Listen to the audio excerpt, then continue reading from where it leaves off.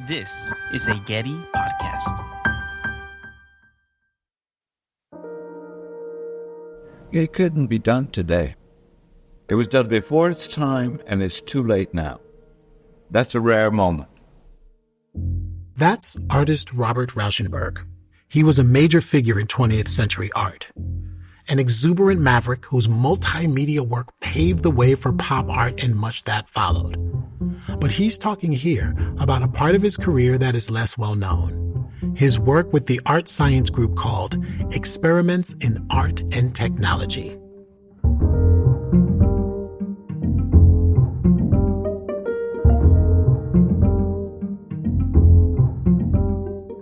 Welcome to Season 3 of Recording Artists, a Getty podcast dedicated to exploring the lives of artists through its archives.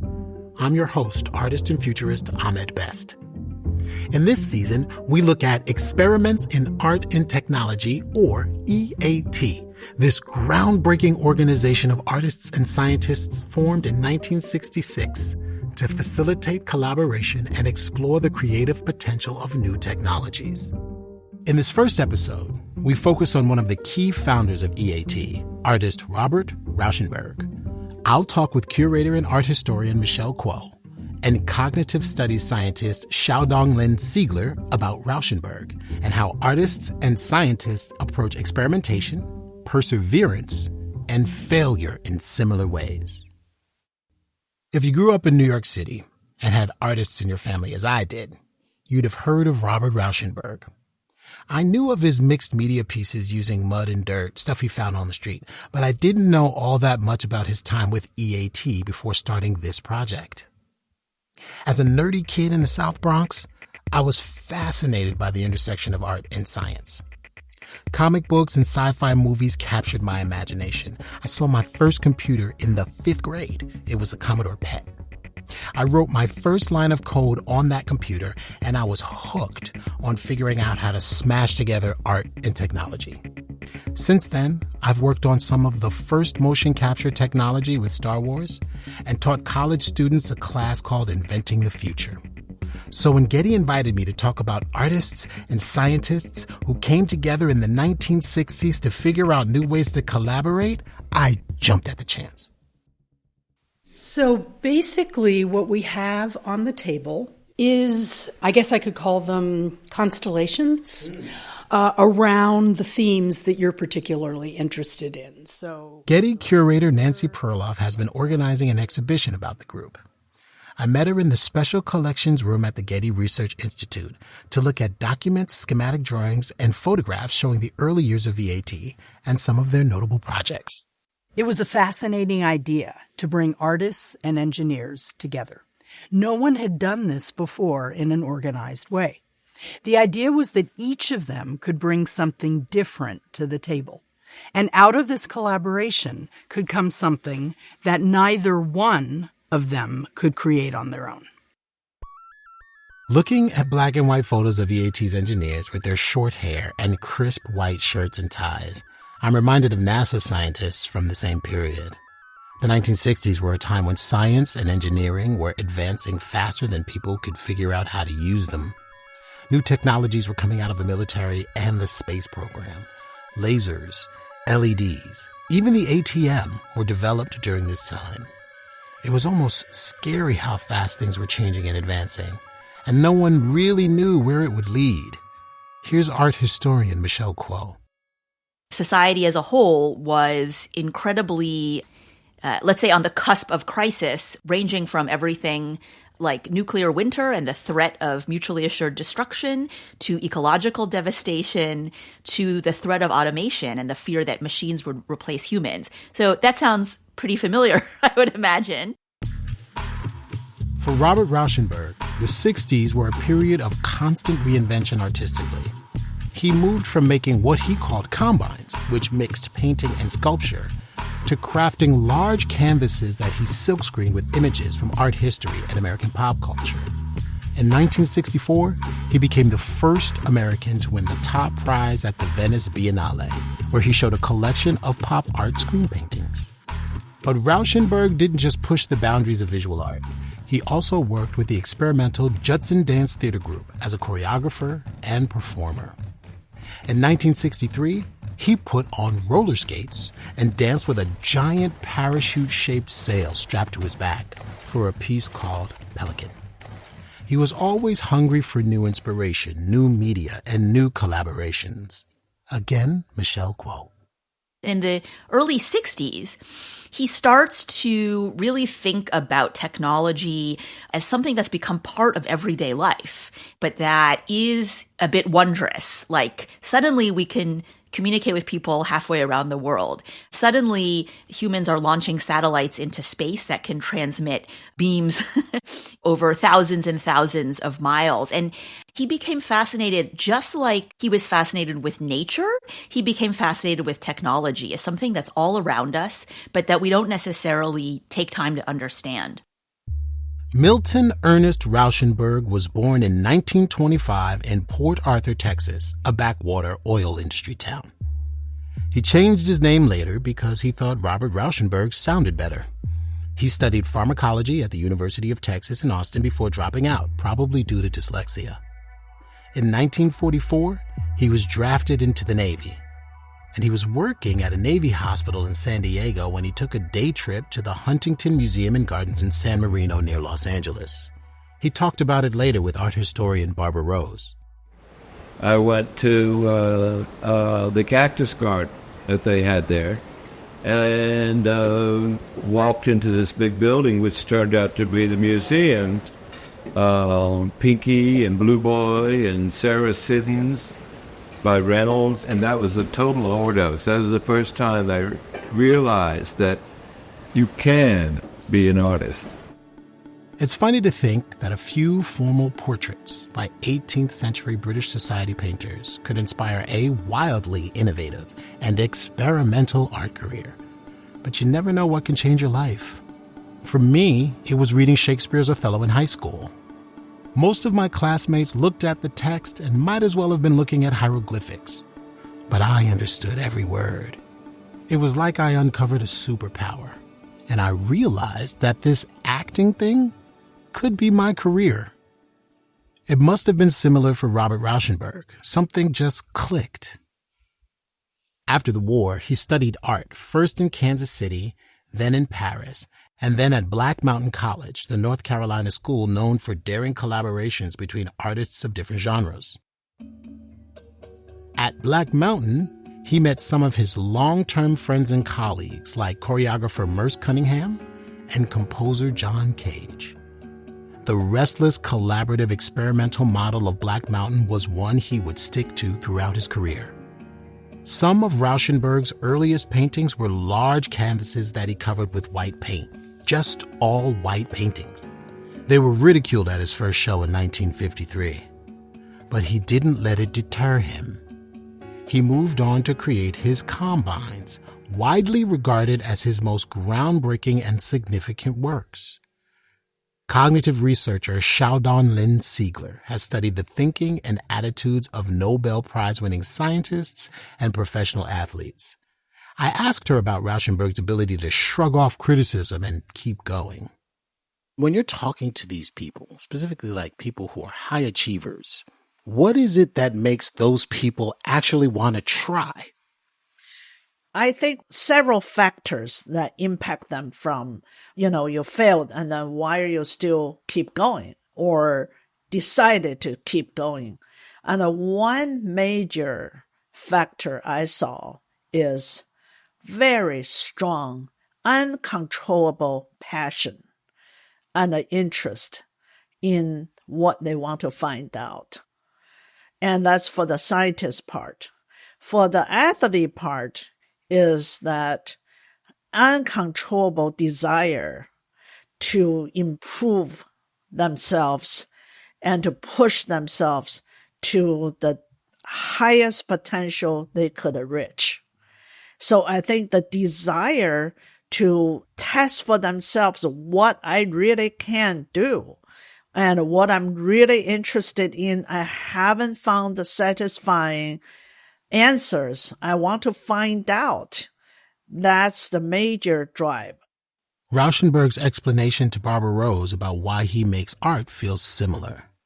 What was it about painting that made you excited, or what? I mean, what? Why did you become an artist? Okay. I think I couldn't help it. Rauschenberg needed to make art. And part of what shielded him from any feeling of failure was his belief that art making wasn't really about an end product. A painting, a sculpture, a performance. The art was in the process, the creative passion and the energy that went into that piece. He describes a lecture he gave to a group of students. So I ended up by saying that art is nothing that you can measure. It depends on the time, the look, the intensity, the devotion that's placed in it. And of course, all that comes with sacrifices because the rewards are not immediate. I said, if you can avoid being an artist, do so. Everybody in the arts has heard that at some point. If you can do anything other than art, you should. I know I've had my share of devastating rejection. The ups and downs come with the territory. But you do it because you can't not do it.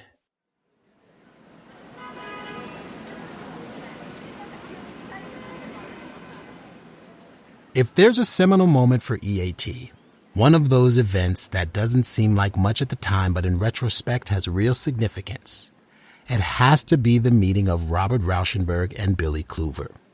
Klüver was a Swedish physicist who was working for Bell Laboratories in New Jersey. Michelle Kuo.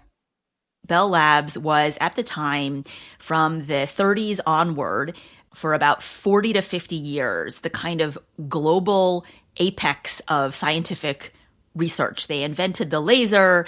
They discovered the evidence of the Big Bang. They created the first sort of computer graphics and digital sound mechanism. So Klüver was in the seat of scientific and engineering discovery. At the same time, he had been involved with artists and filmmakers, actually, and performance and theater professionals in Sweden, and through just connections, like social connection, became friendly with a number of artists. It was through his collaboration with Swiss artist Jean Tinguely that Klüver met Rauschenberg. Tinguely worked with Klüver to create in 1960 a work called Homage to New York in the sculpture garden of the Museum of Modern Art in New York. And in an early spring March evening, they set off this gigantic contraption that had wheels and whistles, and basically it was a sculpture that Tinguely said was supposed to destroy itself, and that it would actually explode at the end of this performance. Rauschenberg was there, and so Rauschenberg himself had created a little contraption that he called Money Thrower that was sort of in response to this big auto-destructive sculpture, as Tinguely called it, and that's where Rauschenberg met Klüver on that rainy evening in New York. The two of them hit it off and started working together on sculptures and installations. For Rauschenberg, Klüver was a gateway to science and technology. Rauschenberg later said, "Billy Klüver gave me the suggestion that the possibilities in technology were endless." Michelle Kuo. I think Rauschenberg and Klüver and these other artists thought, well, what if we could take these technologies that are in development, technologies that 99.999% of ordinary people have no access to, let alone knowledge of, and what if we could think about them differently and maybe make them do something else? And maybe make them sort of experimental in the artistic sense rather than only in the technological research and development sense. Rauschenberg and Klüver started to conceptualize a series of performances that would involve a large group of artists and engineers working together using new technology to create live performances that had never been seen or experienced before. They started pulling in collaborators. Rauschenberg's circle of artists, dancers, and choreographers like Deborah Hay and Yvonne Rainer, along with experimental musicians and composers like John Cage and David Tudor. and Klüver's contacts, scientists and engineers from Bell Labs in New Jersey. Ultimately, they enlisted 10 artists and about 30 engineers in a months-long process to develop a slate of performances. They would meet, this kind of amoeba-like shape-shifting group of people, and they would have all these ideas. So the artists would throw out all these ideas. And the thing that everyone remembers from that time is that the engineers would say, whoa, like these things that you're throwing out, like there is no way we can realize that. Initially, the group planned to stage these performances at an arts festival in Klüver's native Sweden. When that fell through, they chose instead a New York venue. A huge hangar-like space with an art history pedigree. It was the 69th Regiment Armory Building in Manhattan, where the 1913 Armory show that introduced Duchamp, the Surrealists, and other avant-garde artists to Americans had taken place. They were hoping to be equally groundbreaking. The show was scheduled for 9 nights in October 1966, and it wasn't some fringe happening. It was a buzzy art world event called 9 Evenings, Theater and Engineering. In total, an estimated 10,000 people attended. And it was indeed like nothing anyone had seen before. 9 Evenings entailed everything from live sound transmission, experimental music, experimental choreography with lasers, infrared cameras, transistor radios, walkie-talkies, kinetic sculptures, gigantic inflatable plastic tunnels, oscilloscopes, and they created these very, very interesting events. What kind of interesting events? Choreographer Steve Paxton created a labyrinth made of clear plastic tubes that audiences had to walk through. Dancer Alex Hay performed choreographed movements while the sounds of his body, heart, muscles, eyelids were amplified via sensors on his back. John Cage had the audience wandering past illuminated radios, telephones, and kitchen appliances, which he had fitted with contact microphones. Multimedia artist Oyvind Fahlstrom devised a theater piece with live actors, a singing pillow, snowflakes that fell upwards, a woman in a plastic swimming pool of jello, and a triptych of slide movie and television projection screens. The film footage of 9 Evenings is kind of fascinating. Along with performance excerpts, you see the engineers still in their white shirts and ties. There are switchboards and transmitters and miles of cables. There's a large audience of people sitting on bleachers or milling around in the dark. The women are in coats and dresses, the men in jackets and ties. It's a very white crowd. And then finally, the last group, I guess I would call 9 Evenings. Yes. I looked at some of the ephemera from 9 Evenings at the Getty Research Institute archive with curator Nancy Perloff, including a handwritten description Rauschenberg made of his 9 Evenings piece. Let's take a look at what Rauschenberg says here, because I think this is helpful. Tennis is movement put in the context of theater. Rauschenberg was really interested in theater, as you were saying, happenings, things like that. It is a formal dance improvisation. So now we've got theater and then improvisation.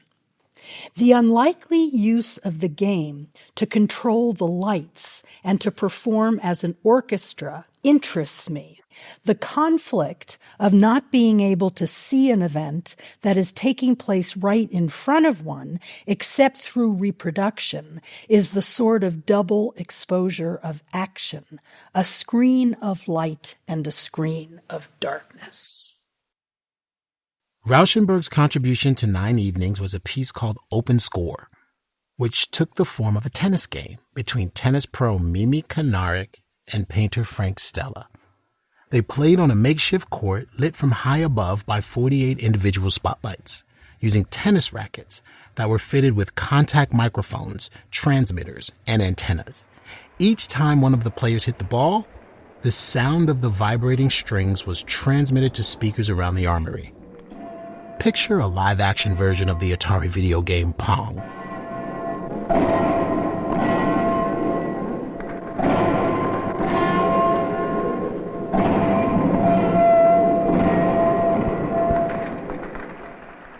What happened was every time Mimi Kanarek, and she was the tennis pro, and then Frank Stella, who was the other performer, hit the ball, a light would go off. Right. So with each rally of hitting the ball, the light goes off, just one light. So the light turns off completely. Yeah. And so as they go, it just gets consecutively darker and darker until there's no light left. Exactly. And that's what he's referring to at the end. Right. Because at the end, he uses infrared cameras, which capture a cast of 500 reflected on screens. So the audience is able to see on the screen this cast of 500 people. Wow.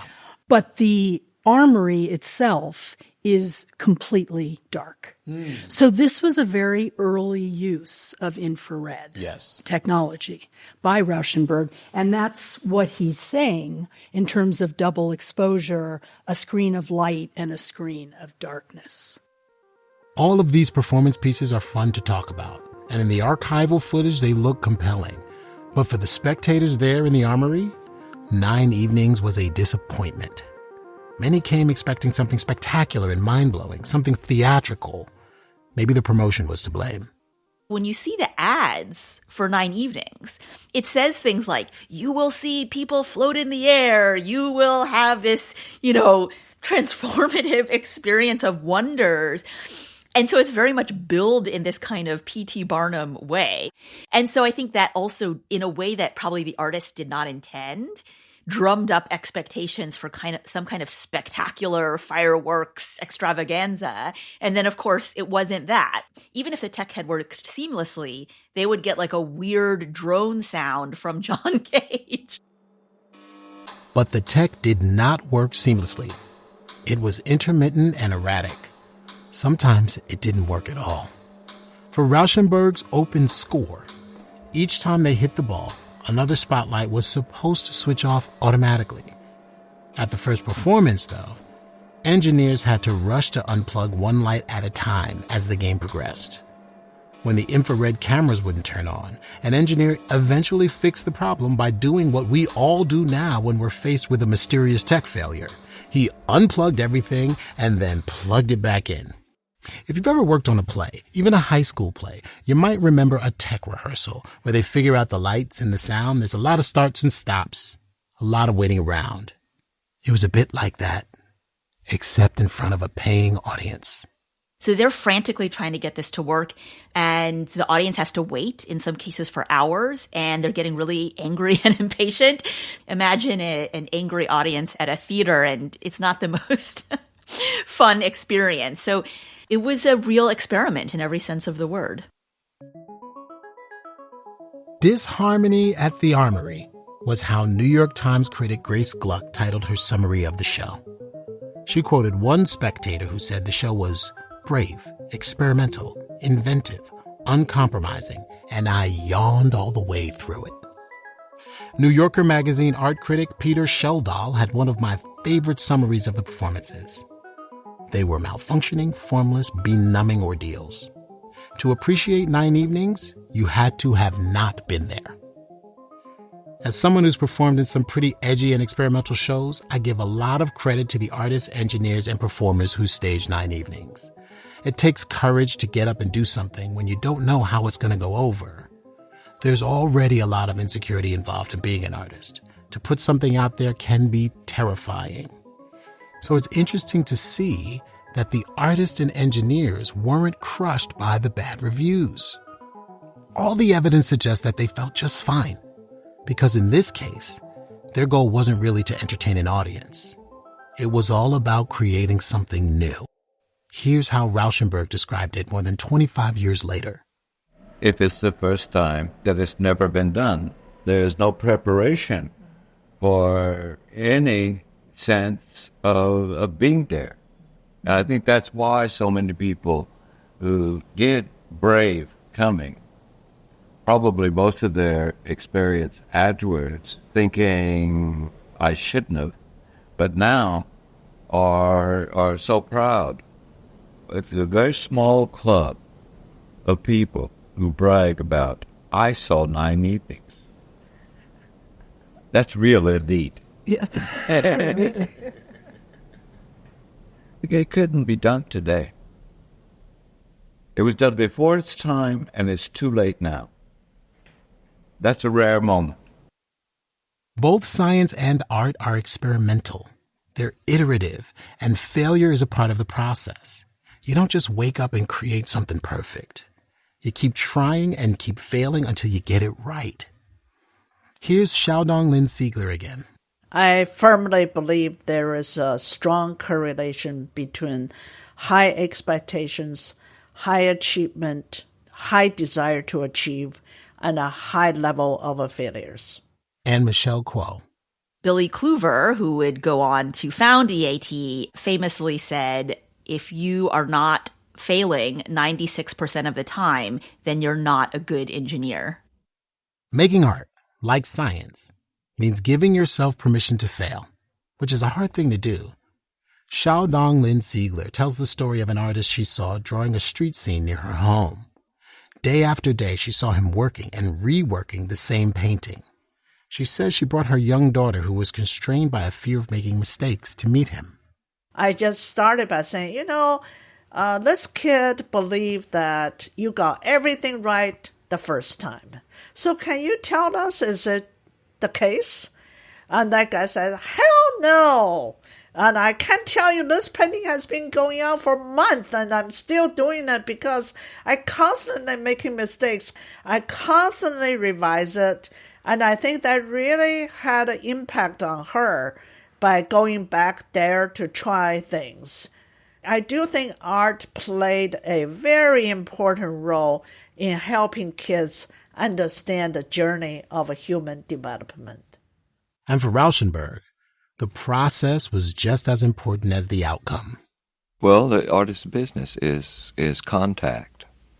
And I don't think it matters whether the art made is interesting. Making the art is one of the weakest aspects of the show. It's the changes in different people's lives for having to be forced into areas that they are unfamiliar with. I'm sure it also helped that despite the critical reaction, the actual process of putting the show together, all the hard work, was exciting. Here's E.A.T co-founder Billy Klüver. The 9 evenings had something like 4,000 engineering hours in it. And as far as the possibilities of collaborating, it proved the point. It was as chaotic as must have been the first makings of cinema, 1905 or something like that. It probably had much the same spirit to it. And here's Robert Rauschenberg. I think the engineers liked the spirit, and I think the artists liked the mind. And the guys were working for nothing. We were working for nothing. What a way to run a business, huh?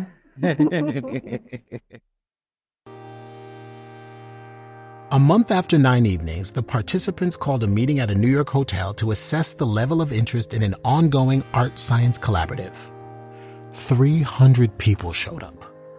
Experiments in Art and Technology, E.A.T, became a formalized nonprofit organization with Rauschenberg and Klüver, alongside artist Robert Whitman and engineer Fred Waldauer as officers. They had a board of directors, a permanent staff, and an office on East 16th Street. E.A.T would be a connector, a network for artists and engineers around the world to collaborate just as the participants of 9 evenings did. There was a newsletter, a lecture series, and a conference. At its peak, it numbered around 5,000 members. But just as E.A.T was being formalized, Robert Rauschenberg began to drift away from the group. I think for Rauschenberg, he felt as E.A.T was growing in that way that he wasn't needed as much to be part of this organization because he didn't want to become a, administrative, centralized bureaucrat. That's really the opposite of what he wanted to do. The politics of the 60s and the 70s also made this continued collaboration less appealing. With the Vietnam War raging, the growth of the military-industrial complex, ecological disasters, and the looming threat of automation, big science was becoming a more controversial partner for artists. As he did throughout his career, Rauschenberg moved on to new collaborators and new media, though he didn't lose interest in using art to push the boundaries of technology and vice versa.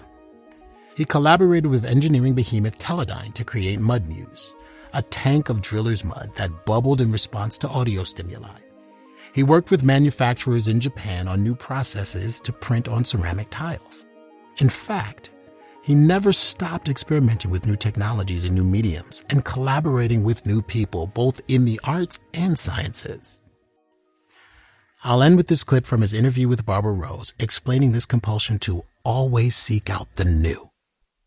I enjoy the urgency and the emergency of like working in a strange place with new material. And new people. And new people. Because that's where the possibilities are. But why do you think that's true? I mean, I know that, you like to have people around. I don't want to be safe. That's where I get my energy, is not knowing what's going to happen next. The worst thing that can happen to me is I'm bored.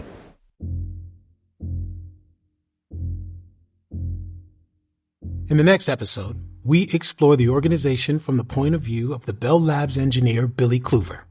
We'll learn what artists and engineers gain by working together, but also why collaboration like this is so hard. And we'll look at an even more ambitious E.A.T project, the Pepsi Pavilion at the 1970 World Exposition in Osaka, Japan. The visitor is virtually inside a mirror of sound. That's in episode 2 of Recording Artists.